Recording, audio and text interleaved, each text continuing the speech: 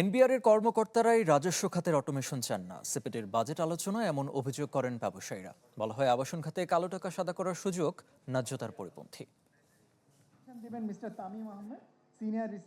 নতুন অর্থবছরের ঘোষিত বাজেট নিয়ে আলোচনা চলছে নানা মহলে, যেখানে প্রস্তাবিত শুল্ক কাঠামো নিয়ে নানা অসঙ্গতির কথা তুলে ধরেন ব্যবসায়ী ও অর্থনীতিবিদরা। কিছু হয়ও না, কিন্তু ওখানে এমন একটা ধারণা দিয়ে সিপিডির অনুষ্ঠানে সংস্থাটি জানায়, প্রস্তাবিত বাজেটে আবাসন খাতে কালো টাকা সাদা করার সুযোগ ন্যায্যতার পরিপন্থী। নতুন আয়কর কাঠামো চাপে ফেলবে মধ্যবিত্তদের। নগদ নিয়ে এলো হার না মানা হার অফার। সর্বনিম্ন 10,000 টাকা রেমিটেন্স নগদে পাঠালে থাকছে স্বর্ণের হার জেতার সুযোগ। ট্যাক্স দেওয়ার ক্ষেত্রে নাগরিকদের বিশ্বাস তৈরি হয় যে এই ট্যাক্সের বেনিফিশিয়ারি আমি হচ্ছি, এবং সেখানে ভলেন্টারি ট্যাক্স কমপ্লায়েন্সের কিন্তু জায়গাটা চলে আসে, এবং গভর্নমেন্টের যে নানা রকম খরচ যেটা কিনা তারা মনিটরিং করে বা ডিজিটালি করেন, সেটার কিন্তু খরচ কমে আসে। ফলে আরেক দিক থেকেও কিন্তু গভর্নমেন্ট বেনিফিট হতে পারে। এই সময় এনবিআরের কর্মকর্তারাই রাজস্ব খাতে অটোমেশন চান না বলে অভিযোগ করেন বিকেএমইর সভাপতি।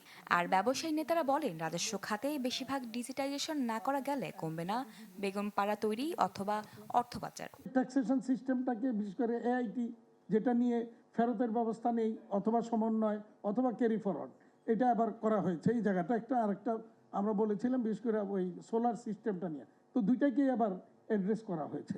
কিন্তু এটার ভিতরে আমরা যতই ঢুকছি ততই দেখছি যে ওখানে আরও কিছু জটিলতা তৈরি করা হয়েছে নতুন করে। ওর তো হোয়াইট করা নিয়ে কোনো সমস্যা নাই, এটা আসে পলিটিক্যাল প্রেশার থেকে এবং ব্যুরোক্রেটিক প্রেশার থেকে। It is proven track record.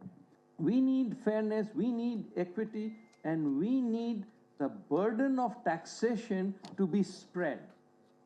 এই এত ছোট ট্যাক্স বেস দিয়ে আমরা আমাদের যা রেভিনিউ প্রয়োজন দেশ চালাবার জন্য সেটা আমরা করতে পারছি। এবারের বাজেটে ন্যায্য কর কাঠামো দেওয়ার চেষ্টা ছিল জানিয়ে এনবিআরের এই সদস্য বলেন, ব্যবসা আর বিনিয়োগ সহজ করতে শতাধিক পরিবর্তন আনা হয়েছে কর কাঠামোতে।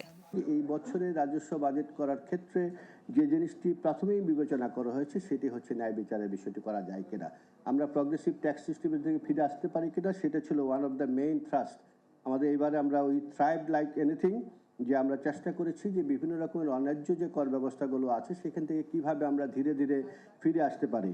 পরিকল্পিত পদক্ষেপের মাধ্যমে কর জিডিপির অনুপাত বাড়ানোর গুরুত্ব উঠে আসে এই অনুষ্ঠানে। আমার মনে হয় যে 2-3টি